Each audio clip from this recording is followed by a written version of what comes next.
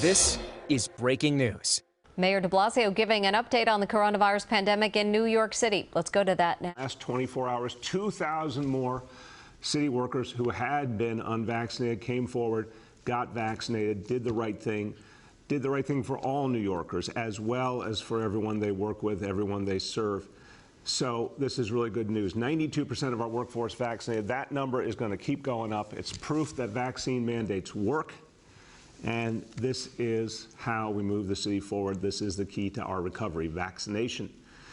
And I want to talk more now about recovery, because every day we're getting closer to that recovery for all of us. Every day New Yorkers are doing the right thing. More and more folks getting vaccinated. And you can see the activity, the energy. You can see the city coming back. We know to have a full recovery, truly a recovery for all of us, we got to keep working on public safety. Recovery equals safety. Safety equals recovery. We got to focus on some of the places where the need is greatest. That certainly includes public housing. That certainly includes NYCHA. And we have to be there for the 400,000 folks who live in public housing. Particularly, we need to focus on the young people in public housing. So this summer, we made a variety of investments, things that young people care about, things they enjoy. New sports facilities, a new NYCHA basketball league, got a great response from families, great response from kids. Today, another important initiative to reach young people, help them on the right path, support them, nurture them. This is a effort put together by the New York City Housing Authority, the Mayor's Office on Criminal Justice, and the NYPD. And we're launching an important pilot program called Heal the Violence. And healing is the idea. Teaching, supporting, healing, a localized anti-violence curriculum for young people, teens, and early 20s at more than 20 NYCHA developments around the city. And this is the kind of investment we need more of, teaching young people, supporting them on the right path, stopping violence before it occurs. I want you to hear from one of the architects of this great approach. She's been doing extraordinary work for the whole city as the executive director of the Task Force for Racial Inclusion and Equity for the entire city government. Real, specific, meaningful acts of equity being done every single day by the task force. But she's also the Executive Vice President for Community Engagement and Partnership at NYCHA, played a key role in this new program to reach our young people. My pleasure to introduce Sadia Sherman. Thank you so much, Mr. Mayor. Every New Yorker deserves to live in a community where they feel safe and affirmed. Yet many young people live in communities where they experience the devastating impacts of violence and the collective trauma that comes along with it. The Heal the Violence initiative recognizes violence as a public health issue, which, similar to COVID, disproportionately impacts low-income communities and communities of color, and requires a comprehensive response. Young people are experts in addressing safety and inequity in their communities. They know where the issues lay, what resources are needed, and how to best engage their peers.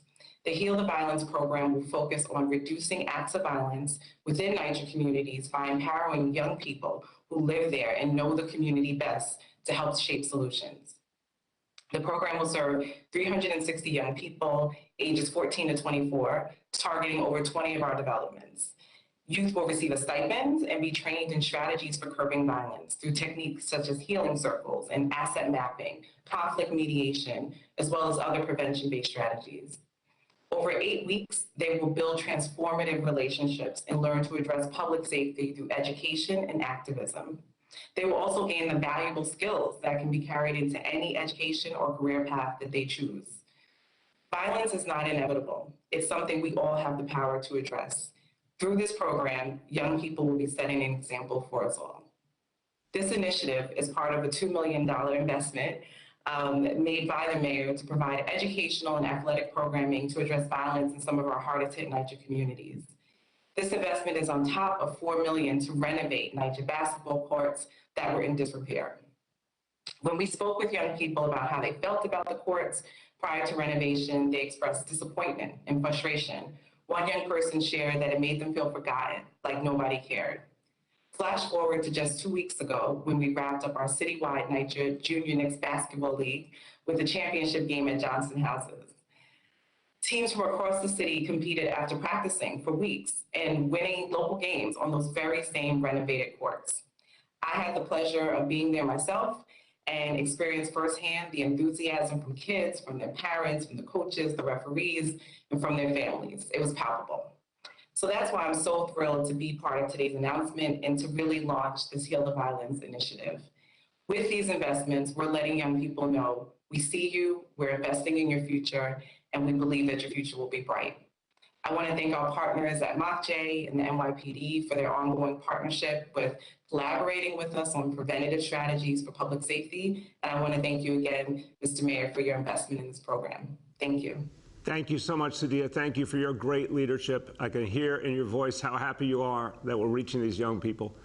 And I got to tell you, community-based solutions to violence, this is the future, everyone. This is how we stop problems before they start. We reach young people, help them on a positive path. I got to tell you, for years, our public advocate, Jumaane Williams, has been saying this, and I give him a lot of credit for it. He and I have had this conversation, reimagining some of how we approach public safety. Here's a great example of it, a different way to define public safety and a different way to have an impact. I want you to hear from him because I think he believes that this is the kind of thing that we're talking about today that will make a real big difference in this city. Our public advocate, Jumaane Williams. Thank you so much, Mr. Mayor. Can you hear me? Absolutely. Thank you so much. Peace and blessings, love and light to everyone. I do want to say, Mr. Mayor, thank you. You have given unprecedented kind of funding to these type of programs that are evidence-based and do help prevent violence. I do want to also make clear, because sometimes there's a misconception, we definitely understand and know that our law enforcement have a role to play. We want them to play that role. Tax dollars go to make sure people can depend on that role. But what we do know is by the time we have to call the police, there has already been a failure on so many levels. And what we do know is we can't keep spending so much more money on what comes after there's an acute problem instead of what comes before there's an acute problem. And what we have seen evidence-based is that when we put funding into these type of programs to prevent the violence from happening in the first place, that's the best route to go. So I'm excited when I see these type of programs being funded. I will say my hope is that we can have even more funding happen even earlier so that we can get to these people sooner rather than later. And what I'm hoping as we move forward and even the next administration is that we structuralize this in a way that hasn't happened yet so that everyone is working together, looking at the same numbers. We don't have one group of folks working in one place and another group and another NYPD here and us there. We all need to be looking at these numbers, putting all of our resources together, saying how can we best address the areas that need the most resources and the most attention from everyone. So thank you so much again. I'm looking forward to even more of these going into our community. Public advocate, I want to tell you, I think you're exactly right. Because of you, we made the investments in the advanced peace model. That's been really promising. Obviously, more and more investments in cure violence movement and the crisis management system. I got to say it clearly, every time we've invested money, we've seen a huge positive result. You're right, we got to go a lot deeper, because it works and it's going to make a profound impact at the grassroots. So I want to thank you for your strong advocacy. And I have to ask you, where is that very picturesque background you got there? Where are you now? Harlem girl. I'm actually in Harlem doing some things I can't talk about here, but it is election day.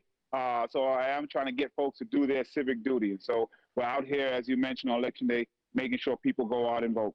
Well, thank you for that.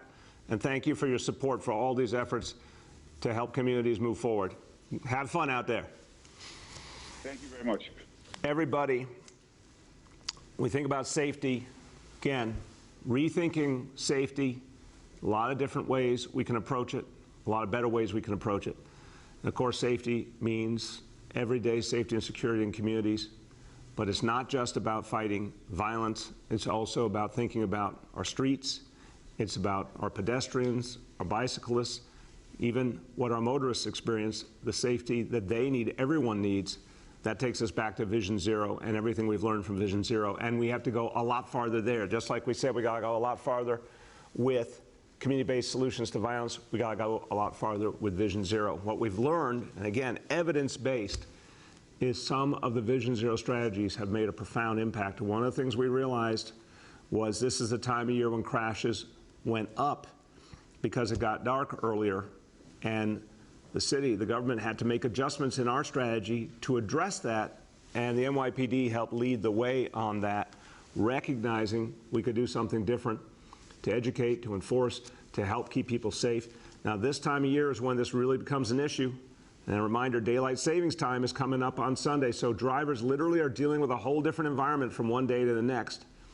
And we got to get ahead of that. We got to protect everyone out there. So we're bringing back the Dusk and Darkness campaign. It's worked really well in the past, NYPD and Department of Transportation together. NYPD will do a lot more enforcement, stopping speeding, stopping failure to yield by vehicles. Department of Education will be out in force educating, informing people. There'll be a major media campaign around it, reminding people slow down, be safe. It's a different reality this time of year. You got to take it slow and keep people safe at all times. One of the great leaders of this effort, I want to thank her and her whole team. They're doing great work, and they're continuing to deepen Vision Zero. I want to thank her for that leadership. The Chief of Transportation of the NYPD, Chief Kim Royster. Good morning, Mr. Mayor. It is an honor to be here today. Thank you for inviting me. As we move into the fall and winter months, motorists must remain alert while driving on our local streets and highways. Historical data trends indicate that pedestrians and cyclists are more frequently struck by vehicles in early evening hours during months with fewer daylight hours. That's November, December, and January and February. The data is based on a year-over-year collision trend, which have shown that the earlier onset of darkness was correlated to increase in traffic injuries and fatalities. Our Dusk and Darkness campaign is a layered traffic initiative that promotes road safety in New York City. The NYPD will be conducting outreach to all road users. Stepped-up enforcement will take place at locations where pedestrians and cyclists are more likely to be injured or a fatality. Officers on both our highways and local streets will have an increased focus on driving behavior that endangers our vulnerable road users. Our officers will be deployed at sunset and will focus on drivers that fail to yield to pedestrians and cyclists, speed with their vehicles, and drive recklessly. Our precinct traffic safety teams, which are in all of our 77 precincts, will focus on addressing hazardous driving violations that put pedestrians, cyclists, our older adults, and more importantly, our children at risk. Police officers will focus on drivers that fail to yield, text, and use their cell phones. Our traffic agents, who are our eyes and ears in the department, will be addressing vehicles that block bus lanes, bike lanes, and vehicles that are double parked. Education will be a key component to this seasonal initiative. The NYPD will be conducting outreach to drivers to remind them of their choices behind the wheel. While it is true that you'll see increased enforcement and educational personnel focusing on traffic safety over the next few months, we want to remind drivers that they need to understand the powerful responsibility they have when they get behind the wheel. Making the right choices will prevent tragedies on our roadways. Here are some important facts.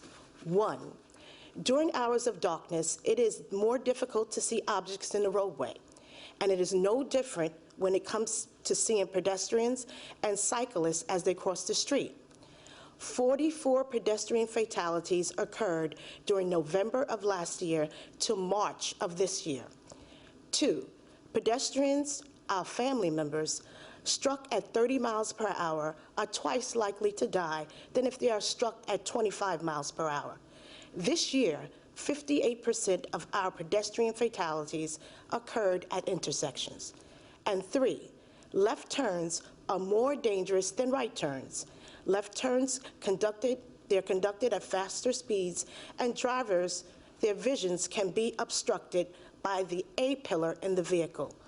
The A-pillar is what is attached to the windshield of the vehicle and can obstruct the view of a driver who is not focused on the task at hand.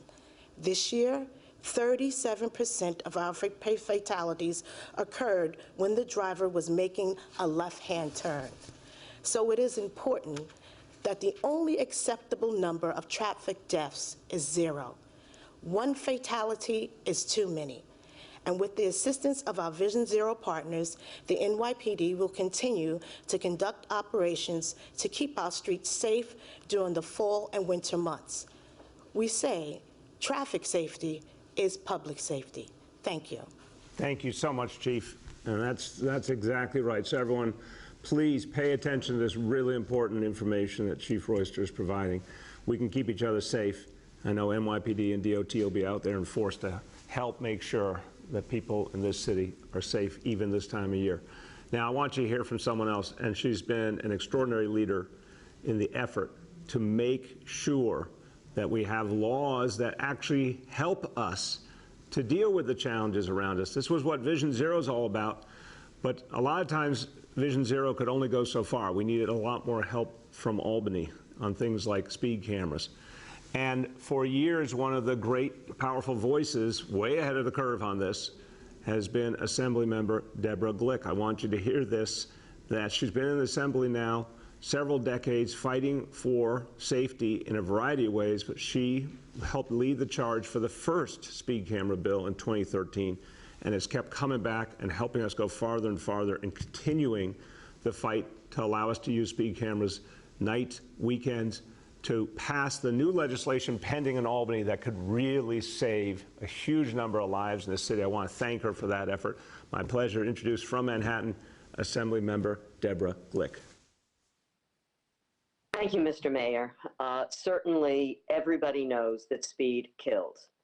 And we have seen, while we have been effective, and the city has done a great job in reducing traffic crashes that have led to serious injury and death, the pandemic has affected everything in our world. And while our streets were less crowded and the roads were more open, we saw an increase in speeding and reckless behavior. It is impossible to have our great NYPD partners everywhere. And so it has been vital for us to have speed cameras and the ability for the city to place them in locations where they know they will do the most good. The program was focused on school zones to ensure that our children, their caregivers, school personnel would be safer as they travel to and from school. But we also know that we have tried to expand after-school programs and different kinds of activities later into the evening. And the legislation only permits the use of speed cameras between 6 a.m. and 10 p.m. during the week. And we know that there is a great deal of activity on weekends and late nights. And as the city comes back full force, it is critical that we ensure that speed cameras are able to be used by NYPD and DOT at all times of day and night and every day of the week. So it is my pleasure to work with my colleague, Senator Gennardis, a state senator, to move legislation that will expand the availability of this very, very critical tool to keep New Yorkers safe. And while speed cameras focus on registered vehicles, be they two-wheel, four-wheel, or more wheels, we obviously have more work to do as we encourage more alternative means of transportation to ensure that everyone is following the rules and everyone is being aware that their operation of whatever vehicle they're in or on is paying attention to other New Yorkers, especially children and seniors who are less able to get out of the way. So I appreciate so much the city's support of this legislation. It's been crucial, and I know that we will be successful in the coming session that starts in January to move this legislation for full signature and implementation so that the city can do the job that it knows how to do, And I commend New York City DOT for all of their efforts in making our streets safer, and of course, the NYPD that we rely upon so much. Thank you, Mr. Mayor. Thank you so much, Assemblymember. Listen, thank you. You have been just absolutely stalwart. We need you. I'm saying this on behalf of all New Yorkers. We need you up there winning that next battle. You're right. We know how to keep ourselves safe, but we need help from Albany. Thank you. I have great confidence. We're going to take a big step forward in the months ahead, and thank you for your leadership. Okay, everyone, it is Election Day, and I want to give you another update, a reminder to all New Yorkers. Good news that polls are open till 9 p.m. A lot of people have very busy lives. If you haven't voted already, up to 9 p.m. today, I'll be myself voting at my poll site in Brooklyn around noon. I am looking forward to voting for New York City's next mayor, Eric Adams, my fellow Brooklynite, who I think is going to do a fantastic job. I'm also encouraging all New Yorkers to vote yes on the 5 ballot initiatives that will do so much to help us fight the climate crisis and to improve and strengthen our democracy. So I urge a yes vote on all those. If you're not sure where to vote, go to vote.nyc to get your poll site. And I want you to hear from 2 people who have really worked hard on one of the most essential issues of our time, which is making sure that people participate, making sure our democracy is strong. It has been tried and tested in recent years in a way we haven't seen in many decades. We depend on leaders who really focus on making sure that people vote, and particularly on making sure that voting is representative of the whole community. First, I want to hear from someone. She's put so much of her life into encouraging voters to come out, educating voters. She's a member of the New York City Elections Consortium, a key initiative which Democracy NYC co-founded. She's also the president of the NAACP of Brooklyn. My pleasure to introduce L. Joy Williams. Well, good morning, Mr. Mayor, and happy Election Day. It's one of the most exciting days is Election Day because we have the ability to choose by going to the voting booth and making our choices on who we want to represent us. And it's really important. It's one of the things I say. Everybody uses the phrase that people die for your right to vote, but more importantly, they advocated, fought, and continue to fight so that you have a say in who governs you and how our government functions. And you do that. One of the ways, it's not the only way, but one of the ways you do that is by going to the polls and voting for who you prefer. So vote up and down the ballot. As the mayor said, we have all of our citywides and council members. If you are watching from other parts of the state, there's still an election going on. But more importantly, what's important today is to make sure to flip your ballot over. And as the mayor mentioned, vote in the ballot proposals for everything from redistricting reform that includes making sure that people who are incarcerated are counted at their last address and not at where they are incarcerated at. We eliminate voter registration deadlines. Also, very important. We've gotten used to voting by mail for some of us because of the pandemic. Well, let's make that permanent and have no absentee voting. So make sure to turn your ballot over. If you want to read more about the ballot proposals, Mayor, I don't know if you get this at your place of residence right now, but if your voter guide, your voter guide has all of that information in it, from what will appear on your ballot to information about the ballot proposals.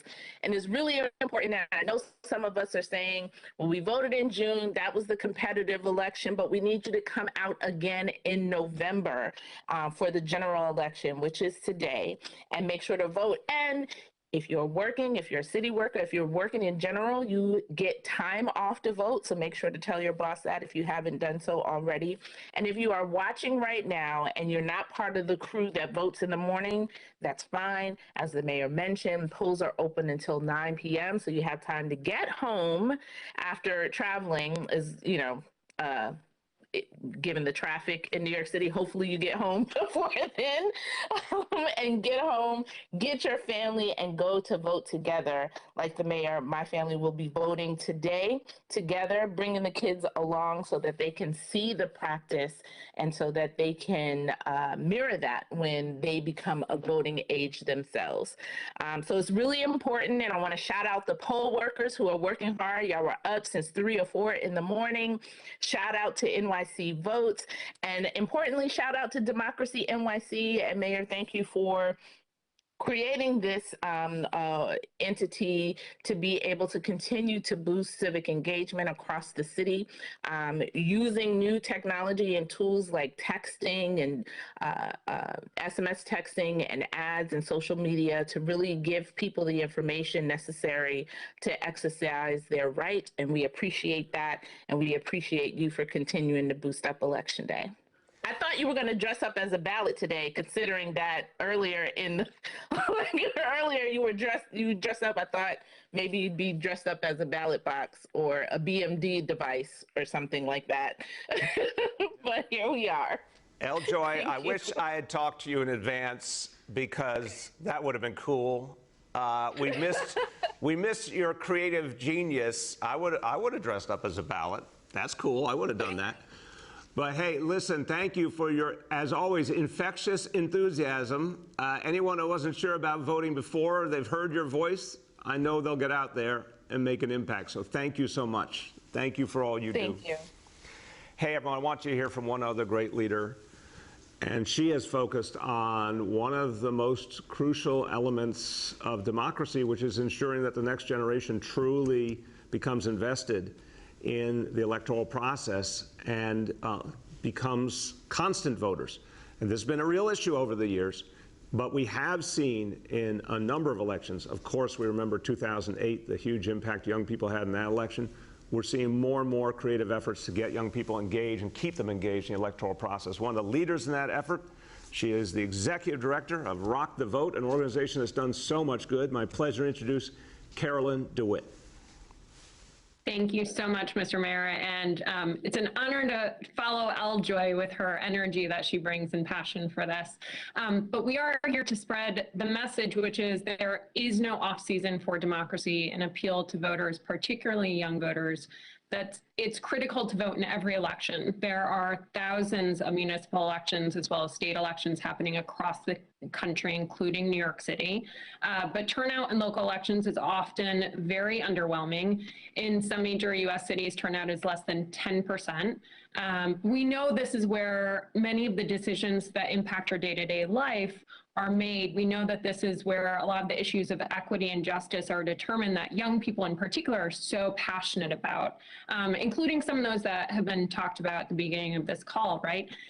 But we need state and local governments to step up, members of the press to really help amplify these elections and what's at stake. We hear often from young voters who want to know more about when these elections are actually happening, the responsibilities of the positions on the ballot, the qualifications of the candidates, and the explanation of the questions, of some of the questions that might appear on the ballot as well. And the more good information we have out there, it also combats the disinformation, misinformation we've been seeing in an attempt to undermine our democracy. We have at Rock the Vote maintained that we need to invest more and more in civic education, and we've done that through our Democracy Class program. It's critically important that we're empowering young people with information and resources so that they can become active participants in our democracy as soon as they become eligible. So reaching them when they're 15, 16, 17 years old. And we applaud what New York City has really done, particularly through its annual Civics Week and voter registration and pre-registration efforts, and using those new technologies, as Joy mentioned, with the Department of Education and all of the efforts through Democracy New York.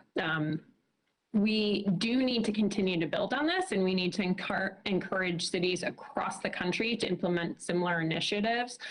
We have seen amazing energy with the current youth generation. In 2018, we saw them break turnout records. In 2020, we saw them overcome very unique, not just the pandemic, but they experienced the pandemic in a very unique way and overcame barriers as first-time voters to turn out in that election and also break records. So we are very hopeful and excited with the youth generation, but we need to make sure that they are aware of all the elections happening and the importance of participating in those elections as well.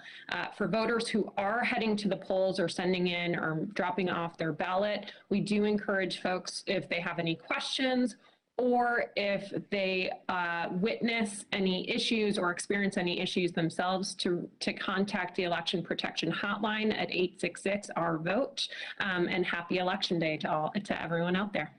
Thank you so much, Carolyn. Happy Election Day to you.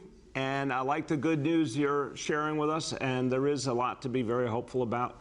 It really is striking that people last year, in the worst of the pandemic, came out to vote in such huge numbers. What a statement about democracy. We still have the pandemic, we're still fighting it back, and people are still coming out to vote. So a lot to be hopeful about. Thank you for your great efforts. All right, let's go to our indicators, as we do every day. And number one, doses administered to date continues to grow. 12,083,793 doses. And in just a few days, you're going to see a big uptick with our youngest New Yorkers being eligible. We'll have more to say on that later in the week. We're really looking forward to that. Number two, daily number of people admitted to New York City hospitals for suspected COVID-19. Today's report, 73 patients. Confirmed positivity level, 20.0%. Hospitalization rate per 100,000 New Yorkers is 0.55. And then number three, new reported cases on a 7-day average. Today's report, 714 cases. So we're seeing good trends because people are getting vaccinated. A few words in Spanish, and of course, today being Election Day, let's talk about the election. Es el día de las elecciones y hoy los neoyorquinos van a decidir el futuro de nuestra ciudad. Puede votar hasta las 9 de la noche. Visite a Voting NYC para más información sobre lo que está en la boleta. Su voz es importante. Salga a votar.